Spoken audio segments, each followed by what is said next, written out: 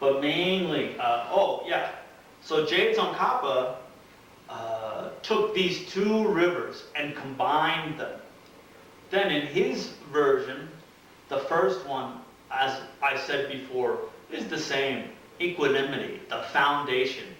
Kyabje Trijang Rinpoche that said before you start building, before you paint a wall, then you have to sand it and clear it and patch it, make sure it's nice and smooth for you to put the paint, apply the paint to the wall. Then that's equanimity here. Then before you're going to try to achieve this great mind, this kind of bodhicitta mind, the mind that wants to achieve enlightenment for the benefit of all beings, then you have to have a foundation, and that's equanimity. Then the second one is recognizing that beings have been your mother before. Then the third one is remembering the kindness of your mother beings, how they've taken care of you in your countless lives as your mother. Then fourth one is repaying their kindness. Then the fifth one is recognizing how you and others are the same. In what way? Wanting happiness and not wanting suffering. Then the sixth one is contemplating the bad qualities of the self-cherishing mind, that way.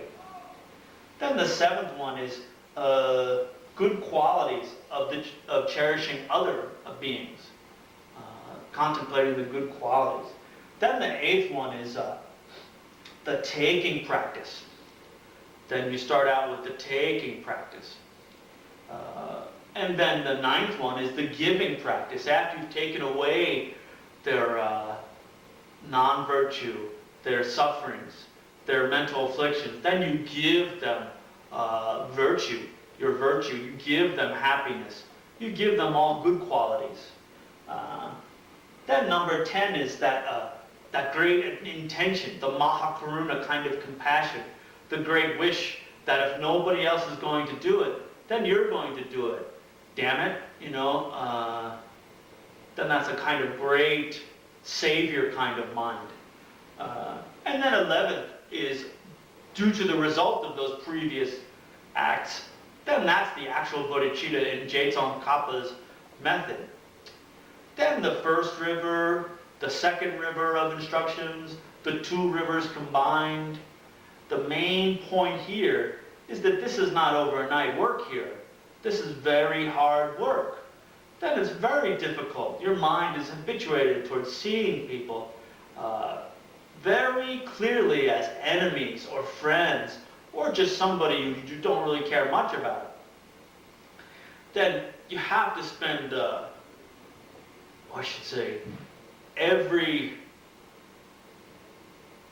meditation session, long time on each concept, on each step and stage.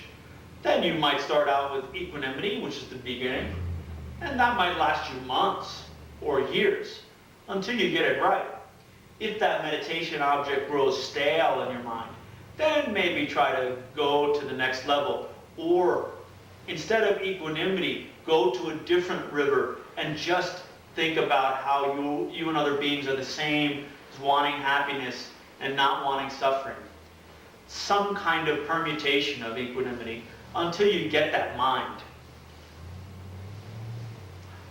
What I'm trying to say is that this is not an overnight practice. It can take a long time, especially for bodhicitta.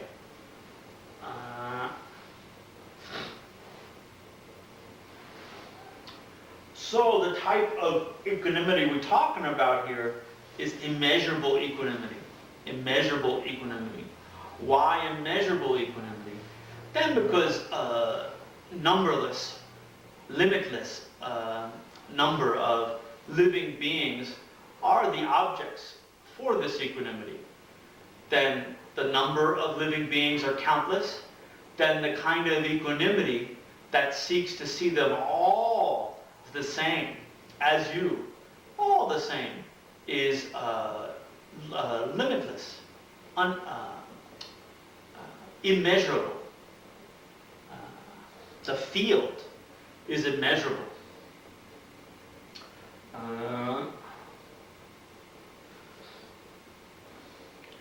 Then there are two ways, come down through the lineage, two ways of doing equanimity meditation. Then the first way is during your meditation practice, you take one person at a time, and you start off with neutral person. Then when you have generated a feeling of equanimity in a positive way towards that neutral person, then you go to an enemy. Then when you generated an equanimity to that enemy, then you go to a beloved person, the person you feel strong attachment. Then you do rotate them one at a time. That's one way. Then the second way, which is the way that generally we do this practice, is that you bring all three of those beings in front of you during the meditation. Then a neutral person, somebody you cherish, and somebody, an enemy, all in front of you at the same time. And you meditate on them all at once. Then if you meditate on your friend, what will arise in your mind, if you're doing the meditation properly, is a happy kind of mind. Then why? Because this person, this friend, has most likely done something good for you in the past, has helped you out when you really needed it. Then when you see this person in your meditation, then happiness comes effortlessly. Then you go to neutral person. Then you take some random person as an object in front of you.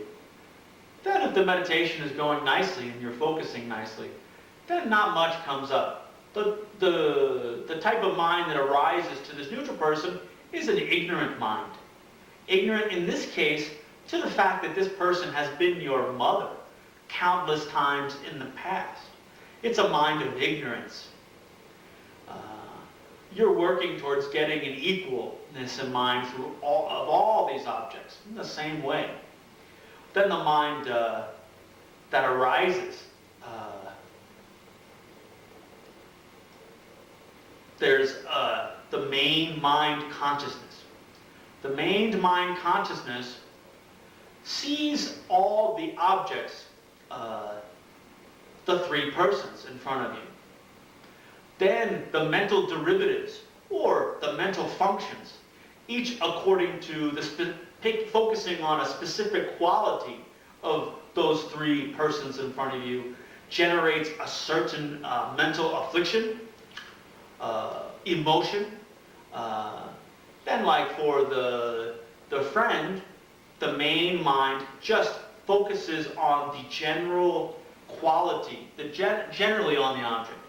Then the mental derivative focuses on happiness in respect to the fact that that person is the quality of being a friend. Then for the neutral person, the main mind just focuses on person. And then the mental derivative focuses on not knowing that person at all, the ignorance, you're being ignorant of that person. Then the third one, which you focus on in front of you, is the enemy, a person who has done you harm in the past. And that's why generally with these type of people, hatred is generated.